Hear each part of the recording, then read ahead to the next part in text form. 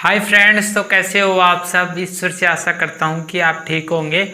हमारा टॉपिक चल रहा था दो ध्रुवीयता का अंत, जिसमें हमने अब तक काफ़ी कुछ सीख लिया। आज अपन जानने वाले हैं इसी में कि गोर्बाचेव और सोवियत संघ का विघटन किस प्रकार हुआ, क्या परिस्थितियाँ रही, क्या गोर्बाचेव ने क्या किस नीति का प्रयोग किया, इन सभी के बारे में अपन डिस्कस करने वाले हैं। यदि आप हमारे YouTube चैनल पर नए हो तो हमारे YouTube चैनल को आप सब्सक्राइब भी कर सकते हो, ताकि हमारे YouTube चैनल से आप जुड़ जाओगे और नई नई वीडियो आती रहेंगी आपके पास में, और अपनी पढ़ाई आप जारी भी रख सकते हो। तो शुरू करते हैं इस टॉपिक को। 1970 के दशक में, यानी 1970 के दशक में यूएसएसआर मैंने शॉर्ट में लिख रखा है। इसका अर्थ होता है सोवियत संघ। सोवियत संघ को शॉर्ट में यूएसएसआर के नाम से जानते हैं। तो यूएसएसआर ने सूचना और प्रौद्योगिकी के क्षेत्र में पश्चिमी देशों से पीछे रह गया और उसकी राजनीतिक और आर्थिक स्थिति खराब हो गई। यानी 1970 के दशक का मतलब 10 वर्ष होते हैं, यानी 1970 से 80 के बीच का जो टाइम है वो 1970 के दशक का टाइम हो जाएगा। तो इस टाइम में यूएसएसआर सूचना और प्रौद्योगिकी, सूचना क्या होती है, जो परिवहन साधन होते हैं, और प्रौद्योगिकी का मतलब उद्योग धंधे, उन उद्योग धंधों के विकास के क्षेत्र में पश्चिमी देशों से पीछे हट गया। और पश्चिमी देशों में कौन से देश आता है प्रमुख? उस समय की जो महाशक्ति थी संयुक्त राज्य अमेरिका,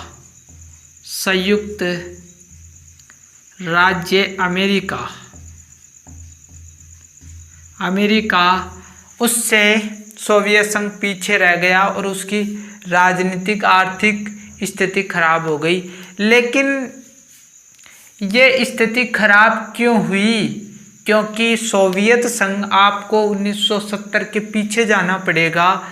1970 के पहले की बात है कि सोवियत संघ हथियारों की होड़ में संयुक्त राज्य अमेरिका से टक्कर लेता रहा, क्योंकि उस टाइम संयुक्त राज्य अमेरिका उसके सामने महान शक्ति थी। यानी दो शक्तियां उस समय थी, सोवियत संघ और संयुक्त राज्य अमेरिका।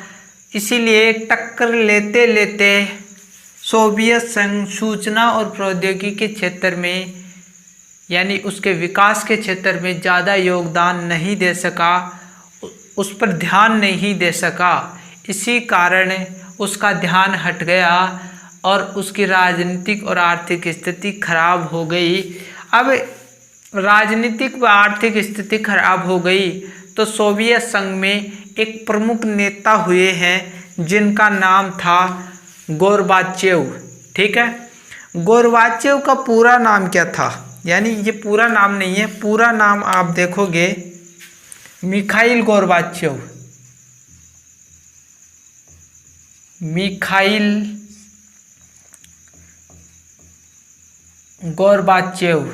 ठीक है, ये पूरा नाम है। ये गोर्बाचेव ये व्यक्ति का नाम है।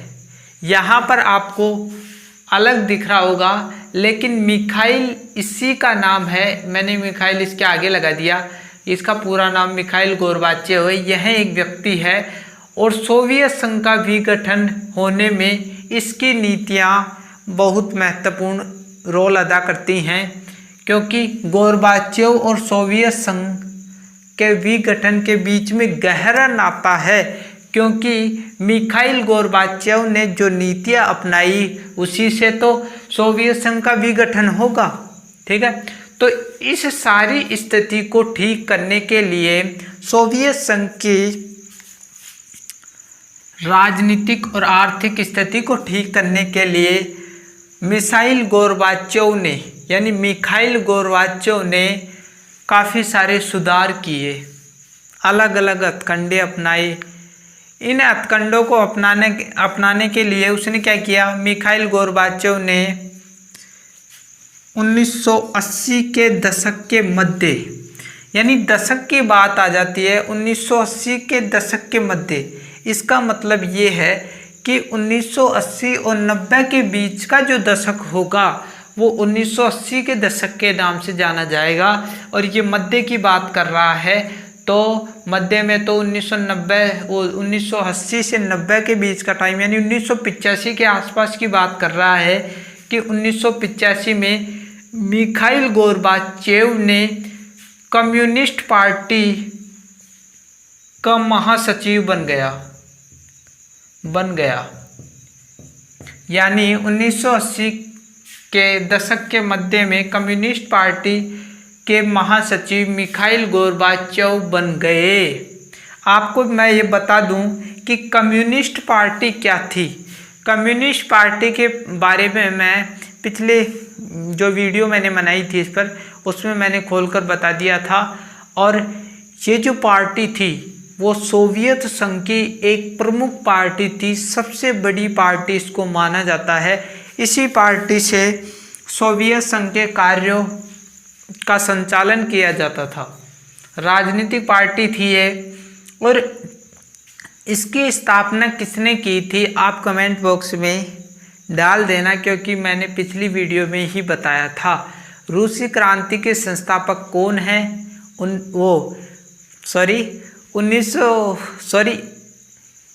रूसी क्रांति के संस्थापक कौन है और ये कब घटित हुई थी, ये भी आप कमेंट बॉक्स में डालोगे। मुझे लगेगा कि आप पढ़ रहे हो, तभी लगेगा, नहीं लगेगा, ठीक है। तो इस प्रकार ये गोर्बाचेव महासचिव बन गया और इसने सुधार करने का प्रयास किया, यानी सुधार करने का प्रयास शुरू कर दिया। और सुधार में उसने क्या किया ये देखेंगे कि मिखाइल गोर्बाचेव ने सोवियत संघ में, यानी मिखाइल गोर्बाचेव ने सोवियत संघ में यानी यूएसएसआर में लोकतांत्रिक सरकार और सुधार में प्रयास करने का प्रयास किया। यानी सोवियत संघ में लोकतांत्रिक सरकार और अनेक सुधार, यानी राजनीतिक और आर्थिक क्षेत्र में सुधार करने का प्रयास किया। लेकिन परंतु क्या परिणाम निकले ये दुखद थे। गोर्बाचेव ने काफ़ी सारे सुधार करने का प्रयास किया, लेकिन इसके परिणाम दुखद निकले। इसके परिणाम ये थे कि जो पूर्वी यूरोपीय देश थे, सबसे पहले ये ध्यान होना चाहिए कि पूर्वी यूरोपीय देश कौन थे। यदि पूर्वी यूरोपीय देश से ही तो सोवियत संघ बना था, यानी जो यूएसएसआर था उसका निर्माण 15 देशों से हुआ था, 15 देशों से मिलकर बनी थी। 1917 की बात है। यूएसएसआर का निर्माण पूर्वी यूरोपीय देशों से मिलकर हुआ था, यानी सोवियत संघ के सीधे निर्भर करते थे पूर्वी यूरोपीय देश, तो इनका महत्वपूर्ण योगदान था। तो पूर्वी यूरोपीय देशों ने अपनी सरकार, यानी इन राष्ट्रों में जो सरकार थी उसका और यूएसएसआर के नियंत्रण का विरोध किया। यानी जो पूर्वी यूरोपीय देश थे वो यूएसएसआर यानी सोवियत संघ पर निर्भर करते थे और उन्होंने वहाँ की सरकार, यानी खुद के देश में जो सरकार काम कर रही थी, लोकतांत्रिक सरकार जो काम कर रही थी, उसका इन्होंने विरोध कर दिया। और यूएसएसआर का जो नियंत्रण था इन देशों में, उसका भी विरोध किया। ये पूर्वी यूरोपीय देश ये बोल रहे थे कि हमें सोवियत संघ के नियंत्रण से छुटकारा चाहिए, वो स्वतंत्र रहना चाहते थे।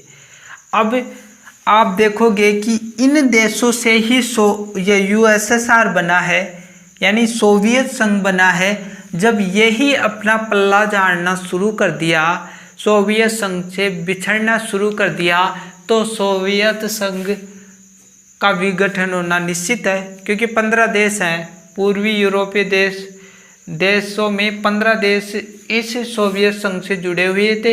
यदि यही हट जाएंगे तो सोवियत संघ का विघटन तो निश्चित है। इस प्रकार विरोध शुरू हुआ और गोरबाचेव ने आर्थिक, राजनीतिक और लोकतंत्र सुधार की नीति भी अपनाई। ठीक है, गोरबाचेव ने, मैंने पहले बता दिया है ना, गोरबाचेव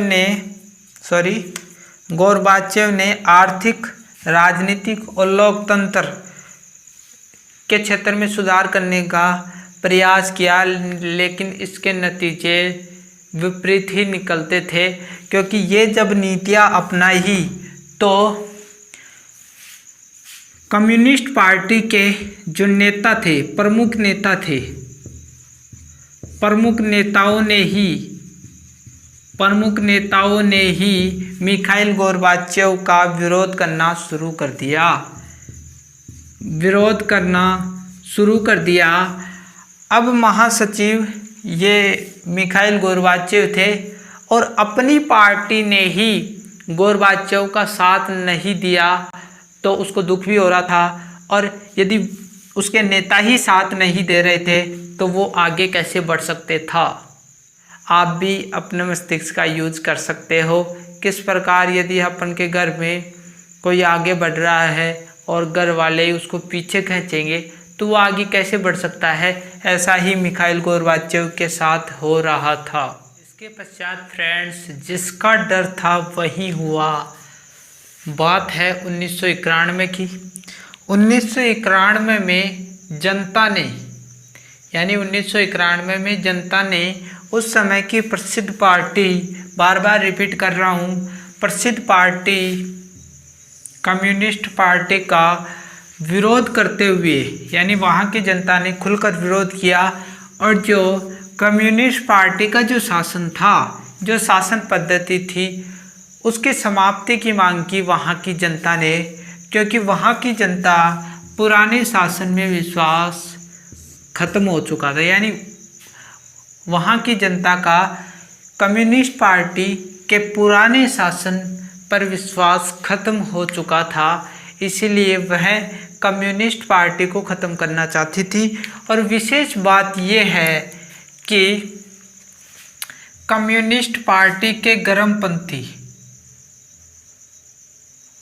गर्मपंथियों ने, यानी कम्युनिस्ट पार्टी के गर्मपंथियों ने भी इस विरोध में जनता का साथ दिया ताकि कम्युनिस्ट पार्टी को ख़त्म किया जा सके। तो यदि कम्युनिस्ट पार्टी के नेता ही जनता के विरोध में शामिल हो गए तो कम्युनिस्ट पार्टी का ख़त्म होना तो निश्चित है। तो इस प्रकार प्रक्रिया आगे बढ़ती रही और इस विरोध में, यानी जो ये विरोध चल रहा था, उसमें एक व्यक्ति का नाम आता है जिसने इस विरोध को आगे बढ़ाने में, एक मान लो पेट्रोल छिड़कने में, अग्नि को तीव्र करने में महत्वपूर्ण भूमिका निभाई थी, और उसका नाम था येतलसिन। यानी येतलसिन ने महत्वपूर्ण भूमिका निभाई इस विरोध में, यानी कम्युनिस्ट पार्टी को उखाड़ फेंकने में इस येतलसिन ने महत्वपूर्ण भूमिका निभाई थी। और जिस बात का डर था वो आगे उससे भी बेहतर, यानी बदतर हो गया, उससे भी खराब हो गया। बात दिसंबर 1991 की है, ये लास्ट टाइम था इसका विघटन होने का। तो यानी दिसंबर 1991 को येतलसिन ने, यानी येतलसिन के नेतृत्व में सोवियत संघ के 3 बड़े गणराज्य, यानी 3 बड़े गणराज्यों में रूस था, एक तो रूस, यूक्रेन, बेलारूस, यानी ये तीनों राष्ट्र, यानी अपन गणराज्य बोल सकते हैं सोवियत संघ के, क्योंकि सोवियत संघ से 15 राज्य, यानी आप राष्ट्र 15 राष्ट्र जुड़े हुए थे और इन 15 राष्ट्रों से ही सोवियत संघ का निर्माण हुआ था। और इन 15 राष्ट्रों में आप 3 गणराज्य, जो बड़े गणराज्य थे इस संघ के, वो गणराज्य मैंने बता दिया, यूक्रेन यानी रूस, यूक्रेन और बेलारूस ने रूस को ही यानी यूएसएसआर यानी सोवियत संघ को ही समाप्त करने की घोषणा कर दी। इन तीनों राष्ट्रों ने कहा कि सोवियत संघ का यानी सोवियत संघ के शासन और सोवियत संघ को समाप्त कर दिया जाए, इसमें जो 15 राष्ट्र हैं वो बिछड़ जाएं, ऐसा इसने कहा। और यहीं से ही सोवियत संघ का विघटन हो गया इस समय से ही, क्योंकि ये तीनों राष्ट्र जो थे वो 15 राष्ट्रों में महत्वपूर्ण थे, सबसे अधिक महत्व रखने वाले गणराज्य थे ये। इसी कारण और क्या हुआ कि कम्युनिस्ट पार्टी, ये शॉर्ट में लिख रखा है मैंने क्या, कम्युनिस्ट पार्टी पर प्रतिबंध भी लगा दिया गया, उसको भंग कर दिया गया, उसको समाप्त कर दिया गया। और इस प्रकार आखिरकार दिसंबर 1991 को सोवियत संघ का गठन हो गया। इसी के साथ सिर्फ संयुक्त राज्य अमेरिका ही महाशक्ति रह गया, सोवियत संघ का विघटन हो गया और इस 2 ध्रुवीय विश्व का भी अंत हो गया। क्योंकि विश्व में जब 2 महाशक्तियाँ रहती हैं तो उसे 2 ध्रुवीय विश्व के नाम से जानते हैं, यानी 2 ध्रुवीयता। लेकिन यदि सोवियत संघ ही खत्म हो गया तो अब एक ही महाशक्ति बचा, संयुक्त राज्य अमेरिका। संयुक्त राज्य अमेरिका को एक ध्रुवीय विश्व के नाम से जाना जाता है। आज वर्तमान में भी एक ध्रुवीय विश्व ही है, संयुक्त राज्य अमेरिका ही महाशक्ति है। माय डियर फ्रेंड्स, आज की वीडियो में इतना ही। यदि आपको वीडियो थोड़ा सा भी पसंद आया हो तो सब्सक्राइब करना ना भूलें। आपके एक सब्सक्राइब की ज़रूरत है, क्योंकि लहरों से डरकर नौका पार नहीं होती और मेहनत करने वालों की कभी हार नहीं होती। तो मिलते हैं अगली वीडियो में, तब तक के लिए भारत माता के लिए वंदे मातरम। जय हिंद, जय भारत। मिलते हैं अगली वीडियो में, तब तक के लिए थैंक यू।